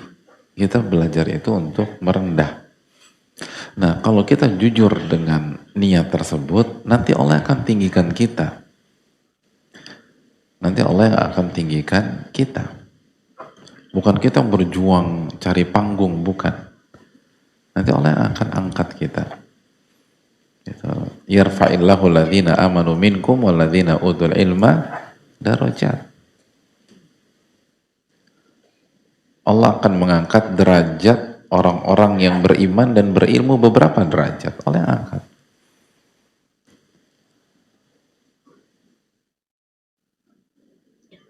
Surat yang kita hafal bersama-sama, Alam nashrah laka sadrak wa wada'na anka wizrak alladhi anqadha dhahrak. Terus wa rafa'na laka dzikrak, dan kami akan angkat namamu wahai Muhammad. Allah yang angkat. Itu poin. Itu keyakinan kita. Yang mengangkat kita itu Allah. Bukan ambisi gitu. Bukan ambisi meningkatkan status, bukan. Justru niat kita merendah, merendah, merendah. Itu niat kita. Nanti oleh angkat. Dan itu janji Allah Subhanahu wa taala. Wa rafa'na laka dzikrak. Kami akan dan kami telah angkat gitu. Namamu wahai Muhammad. Dan di ayat sebelumnya semua orang-orang yang beriman dan berilmu diangkat oleh Allah Subhanahu wa taala. Jadi itu nggak perlu dikhawatirkan. Itu janji Allah. Dan Allah nggak pernah bohong gitu. Jadi nggak perlu jadi ambisi kita lagi. Itu udah janji Allah SWT. Dan Allah nggak mungkin menyelisihinya. Innallaha la yukhliful mi'ad. Allah nggak pernah menyelisih janji-janjinya. Kalau ancaman ya, Allah bisa menggugurkan ancamannya. Karena kemahabaikan. Tapi kalau janji, enggak. Janji positif, Allah akan kasih. Jadi hadirin Allah muliakan, itu janji. Jadi jangan pernah kita belajar atau hijrah atau segala macam ambisinya tuh untuk tampil, untuk meninggi, untuk punya ini. Makanya kan ciri-ciri orang yang ikhlas kata Rasulullah SAW apa?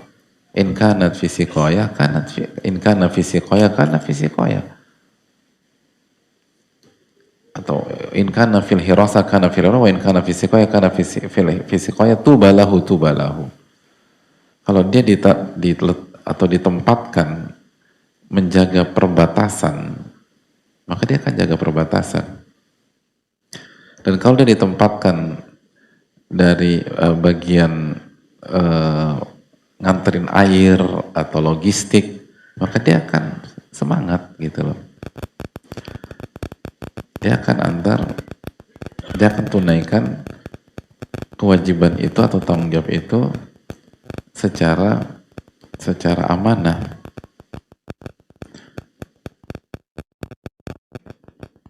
Tubalahu. Itulah orang yang beruntung. Itu orang yang beruntung gitu loh. Gitu. Itu hal yang perlu kita camkan. Walaupun nggak dianggap, gitu. Walaupun nggak dianggap sama orang, walaupun nggak dianggap oleh seseorang.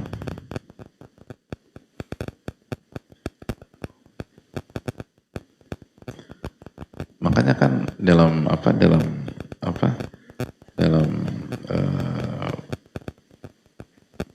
hadis Abu Hurairah tersebut kan kata Nabi, in kana fil hirasa kana fil hirasa. Kalau dia ditempatkan untuk jaga malam atau jaga perbatasan, dia akan jaga. Wa in kana fi saqo kana fi saqo. Kalau dia disuruh dia suruh bagi-bagiin air, bagian konsumsi atau logistik, maka dia akan lakukan itu dengan amanah. In syafa'a lam yusyaffa'. Kalau dia kasih rekomendasi, nggak diterima rekomendasinya. Ya siapa? Cuman petugas jaga malam atau petugas dapur, ini orang siapa? Bagi sebagian pihak. Allah memang nggak lihat demikian, tapi sebagian pihak kan ngelihat ini orang siapa sih? Kasih rekomendasi. In syafa' lam yusyafa'. Kalau dia memberikan rekomendasi, nggak diterima. Wa in ista'dzana lam yu'dzan lah. Kalau dia minta izin, nggak diizinkan. Dia minta izin ini, nggak diizinkan. Tapi itu yang kata Nabi SAW, tubali abdin. Orang itu yang beruntung. Orang itu yang beruntung. Itu orang yang ikhlas. Jadi orang yang ikhlas tuh nggak peduli tempatkan di mana. Itu tadi. Jadi kalau kita masih, kenapa sih gue ditempatin di sini? Kenapa nggak di situ? Karena mungkin nggak bergengsi, nggak berbobot. Itu berarti ada masalah dalam keikhlasan kita. Orang yang ikhlas itu tidak ingin cari panggung, tidak ingin tampil. Bukan tidak tampil ya, tapi tidak ingin ingin tampil. Makanya kan kita lihat para sahabat kan kalau itu tampil itu kan ketika nggak ada pilihan lain. Kalau hadirin baca pembahasan tentang fatwa, kan dulu para dan sampai sekarang ulama-ulama Rabbani itu kalau bisa saudaranya yang ngejawab, saudaranya ngejawab. Kalau bisa saudaranya yang tampil untuk menjawab pertanyaan tersebut, saudaranya yang tampil. Itu mereka. Itulah orang-orang yang ikhlas. Sampai ketika mereka harus jawab, mereka jawab. Ini PR besar bagi kita sebenarnya. Jadi ingat Imam Ahmad mengatakan bahwa ketika kita ingin merendah, jadi belajar itu untuk merendah, bukan belajar itu tujuannya, ambisinya untuk meninggi. Dan pasti, kalau kita jujur, Allah akan tinggikan kita, itu udah pasti. Jadi nggak usah dipikirin. Jangan jadikan ambisi. Jadi ambisi itu jangan ke sana. Habis itu bagaimana merendah di hadapan Allah, lalu rendah hati di depan orang, gitu, tawadu dan seterusnya, dan lain sebagainya.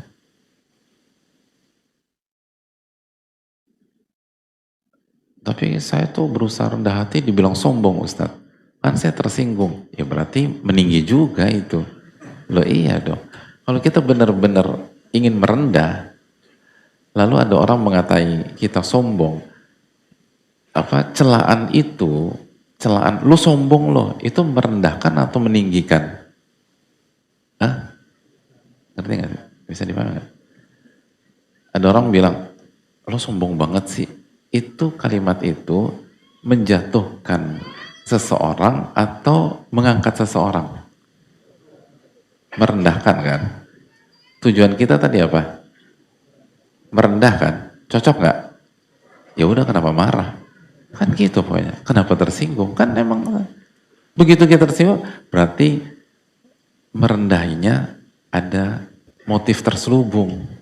Merendah untuk meninggikan mutu, jangan-jangan gitu hadir. Ribet ya?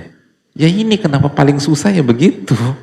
Ini yang kenapa ulama 30 tahun jungkir balik ya itu. Susah. Itu kenapa tadi saya berusaha, kata Yusuf bin Husain, saya berusaha padamkan api riya dari satu sisi, kebakaran dari sisi yang lain. Tapi itulah upaya. Dan yang mujahadatun nafs harus setiap saat. Tapi intinya ketika kita belajar, niatkan untuk merendah, bukan untuk meninggi. Bukan untuk meninggi.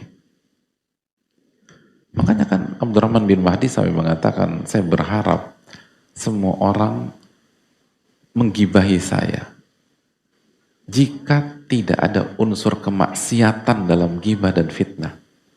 Karena siapa yang hal mana lagi yang lebih menyenangkan dibanding dapat pahala sholat gratis, puasa gratis, zikir gratis, dan seterusnya. Loh tapi kan kalau orang gibah rusak dong nama baik beliau, kan gitu ya. Mereka nggak peduli, itu aja pokoknya. Karena mereka nggak punya ambisi untuk itu. Mereka berharap bisa dapat pahala akhirat yang banyak. Makanya hadirin yang memuliakan, yang harus kita renungkan adalah sebuah firman Allah Subhanahu wa taala dalam surat Al-Qasas ayat 83 ketika Allah berfirman, tilka darul akhirah naj'aluha lilladzina la yuriduna 'uluwan fil ardi wala fasada. Dan kampung akhirat, surga itu hadirin, Allah jadikan, Allah ciptakan untuk orang-orang yang tidak ingin meninggi di bumi ini. dan tidak ingin melakukan kerusakan. Wal aqibatu lil muttaqin. Dan ending selalu untuk orang-orang yang bertakwa. Itu Pak. Makanya orang yang belajar ngerti ayat ini. Orang yang ikhlas ngerti. Jadi mereka niat untuk tawadu. Lalu menghilangkan kebodohan dari diri dia. Menghilangkan kebodohan. Makanya orang yang ikhlas itu hadirin semangat kalau ngaji. Nggak ngantuk. Nah ini dia. Kok langsung naik wajahnya itu loh. Nggak ngantuk. Karena kalau ngantuk, kebodohannya nggak jadi hilang. Kan untuk menghilangkan kebodohan apa? Harus disimak dari awal sampai akhir. Jadi orang ikhlas tuh nggak ngantukan kalau kajian. Nggak ngobrol kalau kajian. Nggak jawab inbox kalau kajian. Nggak ngejawab WA atau apapun message yang masuk kecuali darurat. Kenapa? Karena begitu saya jawab, saya akan kehilangan sebuah part, sebuah pembahasan. Dan itu membuat kebodohan saya nggak hilang nanti. Itulah. Dan orang ikhlas tuh nggak ada pengaruhnya. Apakah terlihat atau dibalik hijab, gitu loh. Jadi walaupun ibu-ibu nggak terlihat, tapi tetap fokus gitu loh, nggak ngobrol sendiri, nggak ngobrol, nggak sambil ngemil kacang, rujak, atau sambil ngunyah gitu loh. Karena orang yang ikhlas dia cari ridho Allah. Ustadz saya nggak tahu, Allah tahu, kan ikhlas. Carinya ridho Allah. Jadi walaupun nggak kelihatan, tetap bersikap seakan-akan diawasi, karena memang diawasi oleh As-Sami'ul Basir, Al-Alimul Khabir. Dan itu makanya indikasinya menghilangkan kebodohan. Kalau niatnya menghilangkan kebodohan, demikian. Lalu nanti catatan waktunya diperbaiki. Datang sebelum ustadznya mulai misalnya. Kenapa? Kalau datangnya 5 menit sebelum bubar misalnya, bukan, ya gak dapat apa-apa. Dan gimana kebodohan bisa hilang? Kita datang 5 menit setelah dimulai aja, itu bisa jadi gak mendapatkan kesimpulan secara utuh. Maka saya harus perbaiki catatan waktu saya. Kecuali ada udzur syar'i.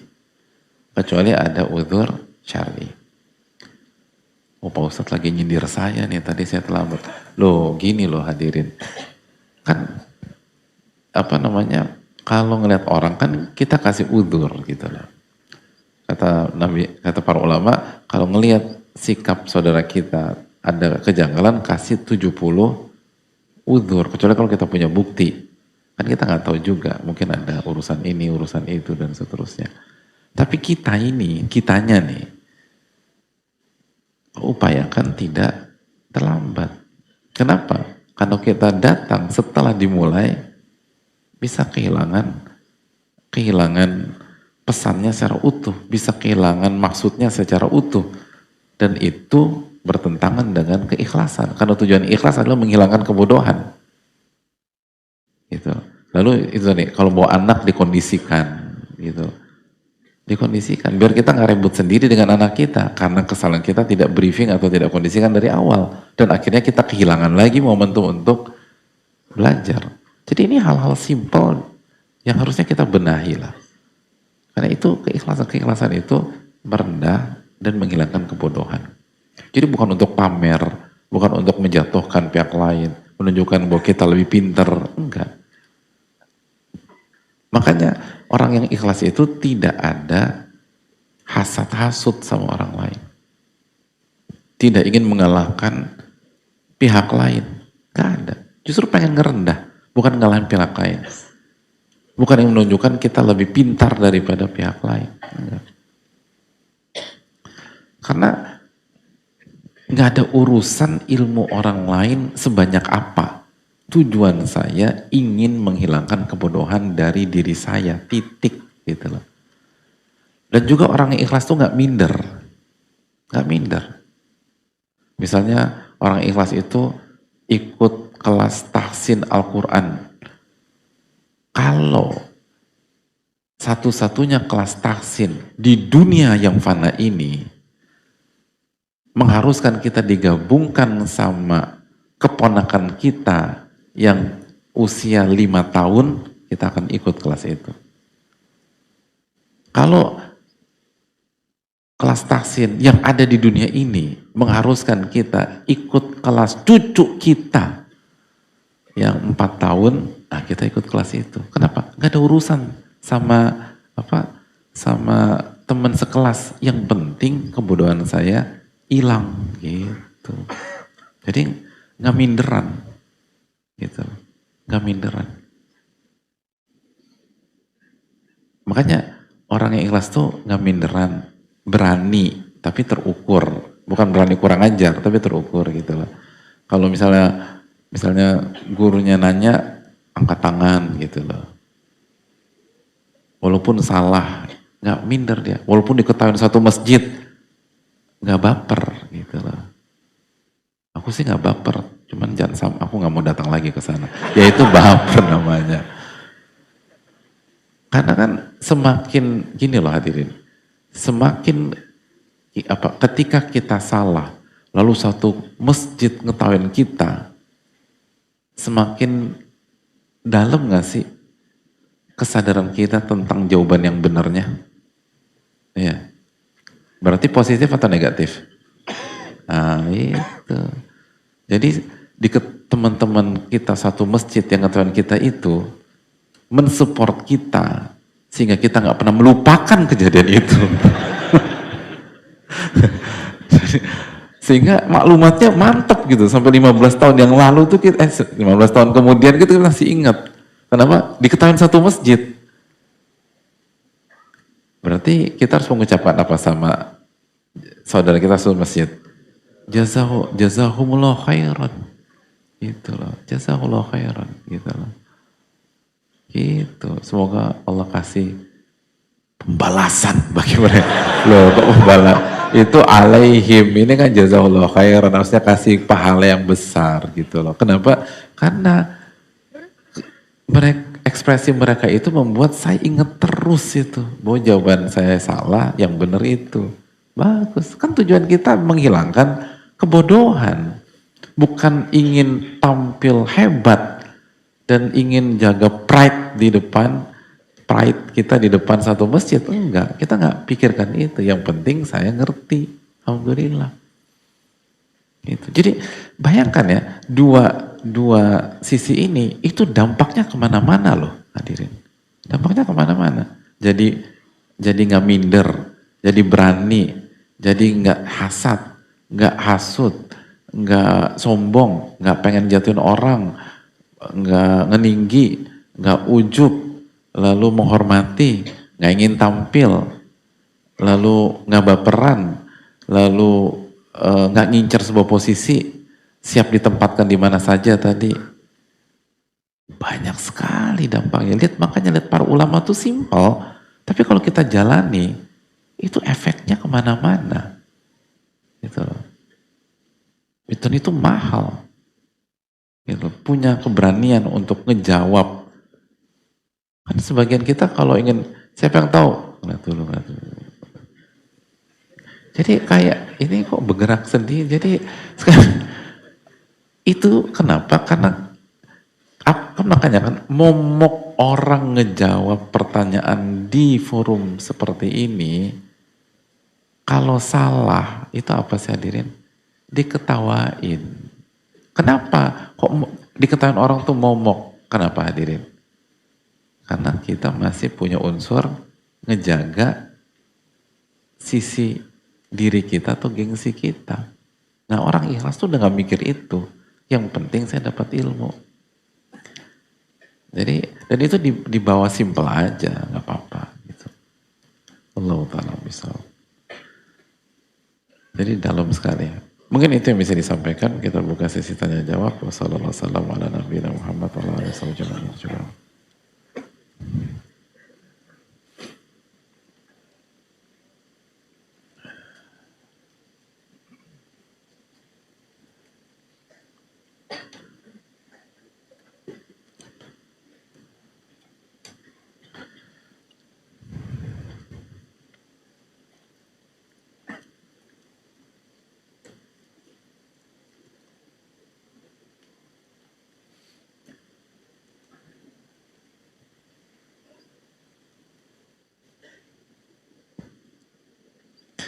Assalamualaikum warahmatullahi wabarakatuh. Waalaikumsalam warahmatullahi wabarakatuh. Semoga Allah selalu memberkahi Ustadz, keluarga, para panitia dan tamu majelis.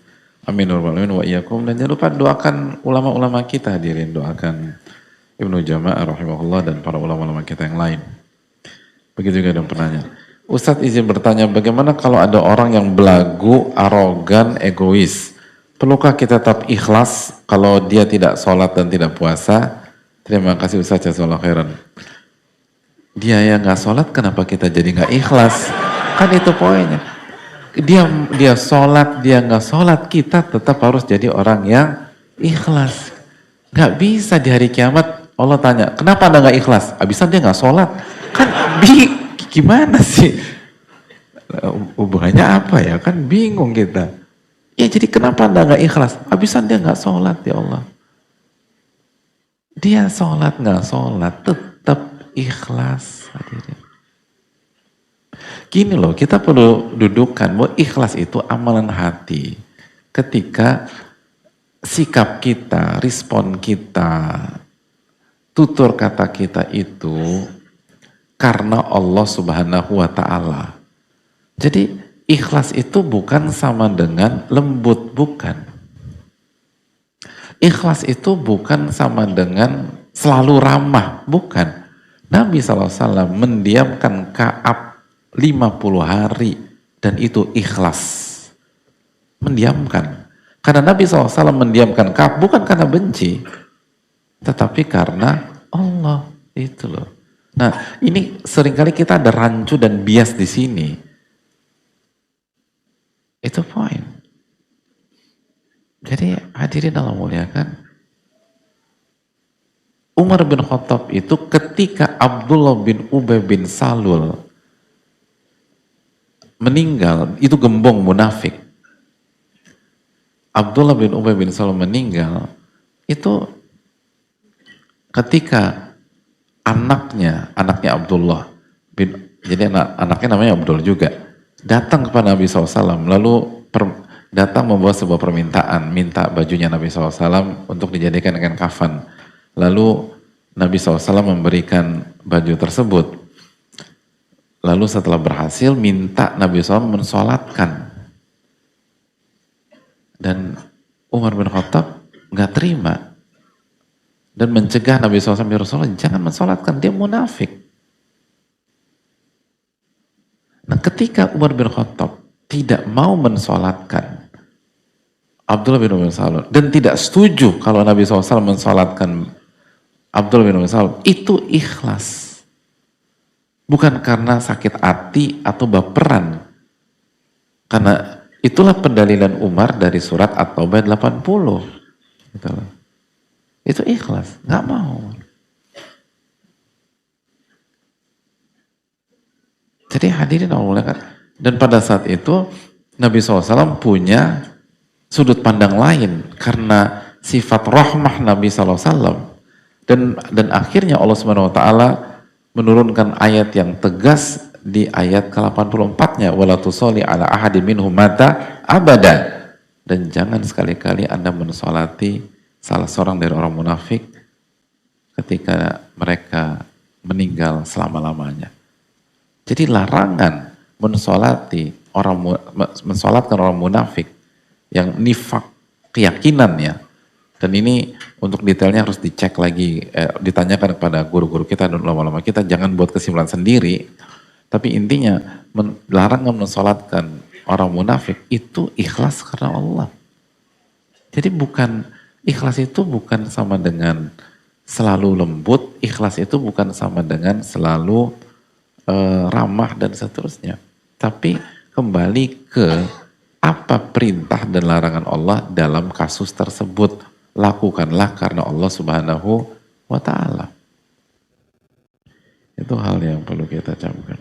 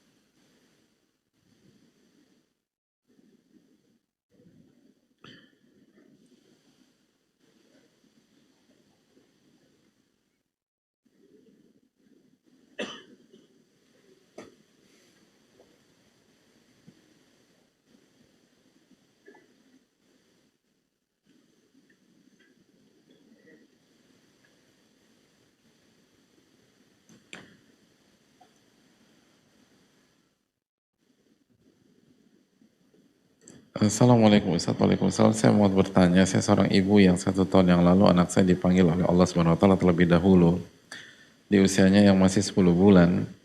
Proses saya untuk recovery dari kesedihan butuh 6 bulan lebih untuk melepas rasa kepemilikan dan berujung kepada ikhlas yang saya kira saya tahu dulu maknanya. Saya tahu dahulu maknanya. Tapi sore ini, kata beliau, saya jadi mempertanyakan lagi, ketika rindu terhadap anak saya adalah bentuk coping mechanism saya dalam menghilangkan kesedihan. Samakah itu dengan memberikan makan ego kita sehingga bisa jadi diri ini belum ikhlas? Maka makna rindu di sini adalah melihat foto, bercerita, dan mengenang ia semasa hidupnya. Lalu bentuk kegiatan ikhlas seperti apa contohnya? Apakah dengan melupakan completely atau sebenarnya boleh mengenang tapi harusnya tidak diikuti dengan kesedihan? Jazakumullah khairan. Hadirin Allah muliata. Yang pertama, kesedihan ketika anak kita meninggal, kalau didasari oleh sifat rahmah, sikap kasih sayang, sikap atau sifat rahmah dan kasih sayang, maka itu adalah sunnah Rasulullah Sallallahu Alaihi Wasallam. Itu sunnah Rasulullah Sallallahu Alaihi Wasallam. Karena Nabi SAW nangis ketika Ibrahim, anak beliau wafat, alaihi salatu wassalam. Itu beliau nangis.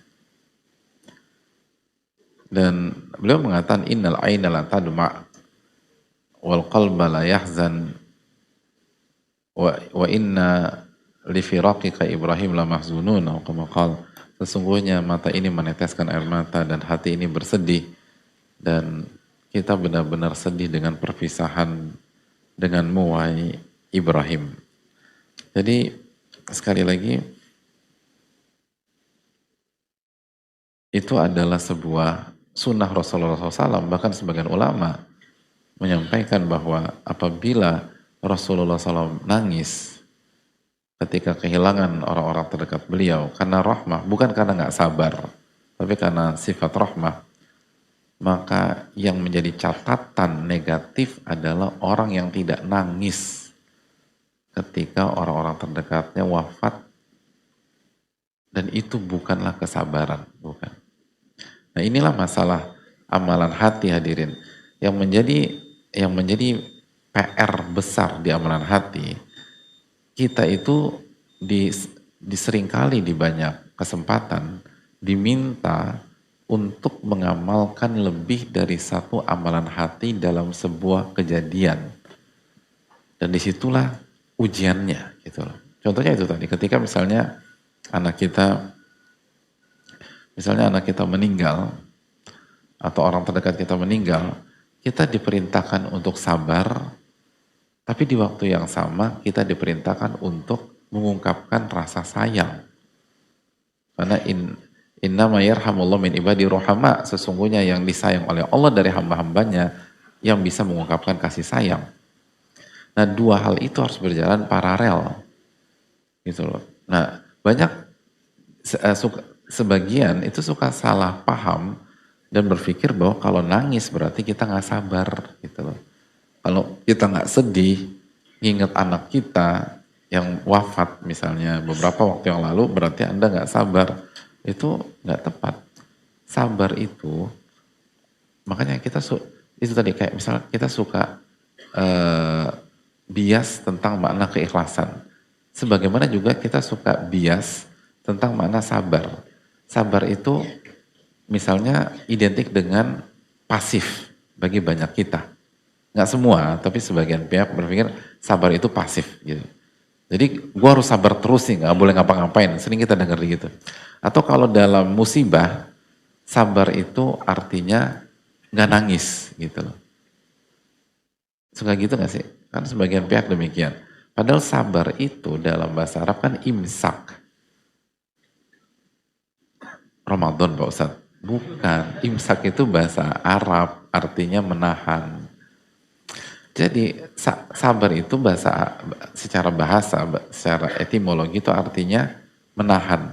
Jadi sabar itu kita menahan diri, menahan kepentingan, menahan ego, menahan nafsu, menahan amarah, menahan syahwat agar tetap berada di jalan Allah gitu loh. Nah, jalan Allahnya itu apa? Tergantung kondisi. Bisa jadi jalan Allahnya nangis gitu. Sebagaimana Nabi SAW meneteskan air mata dan menangis ketika Ibrahim wafat atau keluarga beliau wafat alaihi salatu wassalam. Jadi nangis bagian dari kesabaran karena itu bentuk pengungkapan ekspresi. Jadi jalan Allahnya ini tergantung kondisi yang sedang kita hadapi, tergantung ujiannya gitu loh. Makanya bisa jadi sabar itu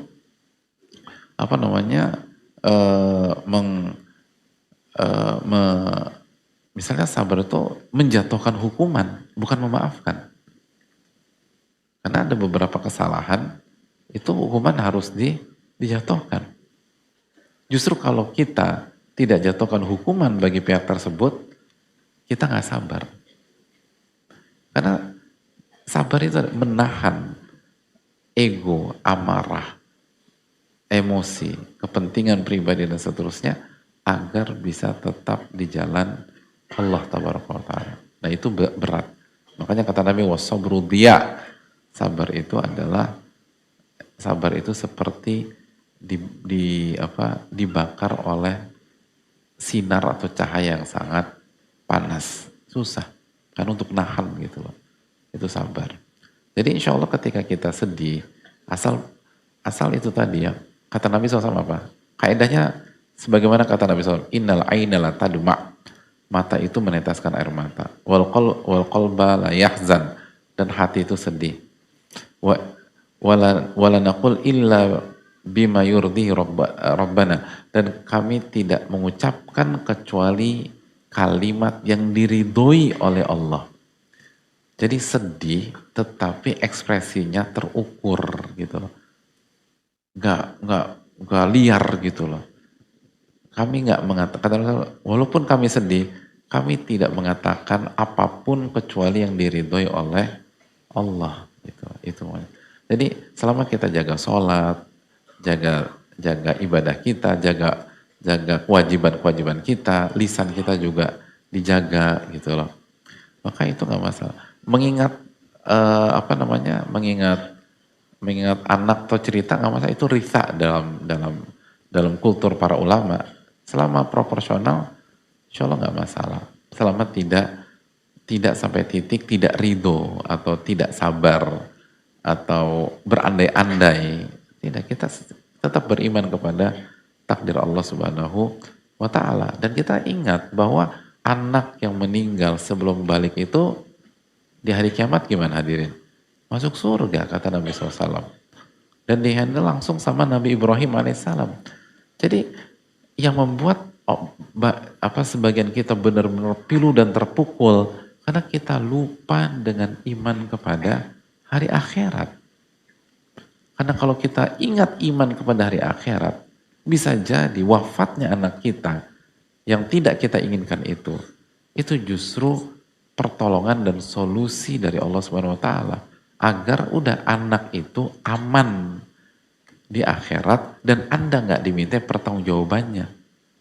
Beda dengan orang tua yang anaknya itu umurnya panjang dan sampai dewasa. Itu kan PR mendidiknya setengah mati hadirin. Susahnya minta ampun. Jadi itulah kemahabijakan atau kemahabijaksanaan Allah Subhanahu wa Ta'ala. Hidup itu selalu plus minus. Ketika orang tua yang anaknya meninggal waktu kecil harus mengalami duka yang sangat dalam, maka ada pelipurnya, ada sisi positifnya, dikasih sama Allah. anakmu masuk surga selama meninggal belum balik, dan nanti sama Nabi Ibrahim itu aman gitu. Dan kalau Anda sabar, Anda masuk surga juga. Karena berat memang, sangat berat. Makanya hadiahnya juga spesial gitu loh. Karena sangat anak anak apa? Anak belum balik tuh kan lucu semua hadirin. Yang apa? Yang ngenesin itu kan kalau udah balik biasanya anak-anak itu. Ya Allah kok begini anak gua. Tapi kalau masih 1 tahun, 2 tahun, 3 tahun, ya Allah lucunya minta ampun, terus pelipur gitu loh. Coba apalagi tahun berapa apa era pandemik kemarin, itu kan rumah yang hidup, yang rumah yang ada anak-anak kecil. Coba yang kayak kita-kita begini, aduh, mentok-mentok dia lagi, dia lagi, dia lagi. Terus pada paranoid segala penting. Anak kecil nggak ada takutnya, seneng, ketawa, nanti dia jungkir balik lah, nanti dia kecebur lah, nanti dia kejedot. Itu apa ya terukur lah, bukan ini ya. Tapi intinya menyenangkan. Nah begitu itu diambil, orang tuh bisa terpukul habis-habisan. Nah hadiahnya masuk surga. Di sisi lain, orang-orang yang anaknya diberikan umur panjang, ya di satu sisi nanti anaknya akan mensupport seterusnya, tapi dia punya tanggung jawab mendidik yang tidak kalah berat. Dan itu sisi lain gitu loh. Kan dia udah dapat keuntungan. Kalau yang meninggal anaknya ini belum tentu dia punya anak lagi. Dan kalau dia nggak punya anak, berarti dia akan hidup sama pasangannya atau sama istri suaminya sampai akhir hari tuanya, dan itu berat. Makanya langsung surga gitu loh. Nah ini sampai hari tua, ada temennya sampai hari tua, ada anak yang nganterin ke rumah sakit, ada anak yang nganterin CT scan, ada anak yang nganterin MRI, ada anak yang nganterin fisioterapi, ada anak yang bayarin rumah sakit, ada anak yang jaga pada saat dia opnam, ada anak yang ngingetin minum obat, ada anak yang bawa ini obat tuh, obatnya ada Senin, Selasa, Rabu, Kamis, Jumat, Sabtu, Senin, Selasa. Itu semua nah itu kan kenikmatan dan keuntungan. Maka harganya adalah ya Anda didik deh tuh anak gitu loh. Dan itu beratnya minta ampun. Dan Anda akan ditanya kalau Anda nggak didik dia. Gitu loh. Anda akan ditanya. Jadi jangan berpikir kalau anak kita soleh dari luar, terus otomatis kita nggak ditanya. Bisa jadi anak kita soleh, tapi bukan karena kita. Kita tetap bukan prestasi sebagai orang tua. Karena kita, kita nggak ada usaha untuk mendidiknya. Anak kita soleh setelah taufik Allah dari luar, dari gurunya, dari teman-temannya, seterusnya. Apa nggak berat pertanggungjawaban di hari kiamat? Jadi dari sini hidup itu membuat kita mengerti bahwa tidak ada yang dianak emaskan dan tidak ada yang dianak tirikan. Karena hidup itu plus minus gitu. Selalu plus minus. Dan disinilah kita melihat Allah itu ahkamul hakimin, paling tahu mana yang terbaik buat kita. Karena semua itu plus minus, itulah kehidupan dunia. Nah yang jadi masalah, mayoritas kita seringkali hanya ngelihat satu sisi dari sebuah kejadian. Dan kalau nggak sisi yang baiknya aja, atau sisi yang jeleknya aja. Padahal kita harus ngeliat dari dua sisi, sehingga menjadi utuh gitu loh. Kalau kita hanya ngeliat dari baiknya aja, maka kita akan terlena, merasa oke, dan seterusnya. Ya kayak fa'ammal insan idza mabtalahu rabbuhu fa'akramahu wa na'amahu fayaqulu rabbi akraman. Manusia itu kalau dikasih kenikmatan, lalu uang, status sosial, mereka akan berpikir Allah telah memuliakan dirinya. Karena lihat dari satu sisi, nggak melihat dampak negatif dari atau ancaman dari uang dan status sosial tersebut, maka langsung berpikir Allah memuliakan saya. Sebaliknya, di sisi lain, wa amma idza mabtalahu rabbuhu wa amma idza mabtalahu faqadara alaihi rizqahu fayaqulu rabbi ahanan. Ada sebagian orang kalau dikasih kesulitan, dijatuhkan status sosialnya, langsung dia menyimpulkan Robnya telah merendahkan dan menghinakan dia. Kenapa? Karena mikirnya satu sisi aja. Dia nggak mikir keuntungan di fase itu jadi orang miskin, keuntungan status sosialnya rendah dan lain sebagainya. Akhirnya salah dalam membaca kehidupannya, dan Allah katakan kalla, bukan begitu cara berpikirnya. Nah itu PR kita semua. Jadi insya Allah Sedih adalah hal yang positif dan sunnah Nabi SAW, tapi terukur, terarah, dan tetap berada dalam koridor iman kepada takdir, iman kepada Allah Subhanahu Wa Taala, dan jangan lupa ada sisi harapnya anak-anak kita akan masuk surga nanti di hari kiamat kelak. Dan sekali lagi ada unsur sabar dan sedihnya juga karena ditinggal di dunia. Jadi hidup itu bagaimana kita menerapkan semua amal ibadah, khususnya amalan hati di waktu yang bersamaan. Dan disitulah peliknya kehidupan bagi yang tidak diberikan taufik, bagi yang tidak belajar, dan bagi yang tidak tidak punya support system yang utuh gitu. Makanya kan kita disuruh punya support system yang utuh untuk itu, untuk kasih tahu blind spot dalam hidup kita. Itu penting. Itu sangat penting. Allah Ta'ala alam bisawab. Saya rasa cukup, semoga Allah memberikan kita taufik untuk menjadi orang yang ikhlas dan harus terus diulang-ulang terus, dan semoga Allah jaga kita semua dan semoga ilmu kita bermanfaat dan semoga beliau yang bertanya dijaga hatinya oleh Allah Subhanahu wa taala dan bisa sabar dalam ujian seperti ini. Subhanakallahumma wa bihamdika la ilaha illa anta astaghfiruka wa atubu ilaik. Assalamualaikum warahmatullahi wabarakatuh. Syukran.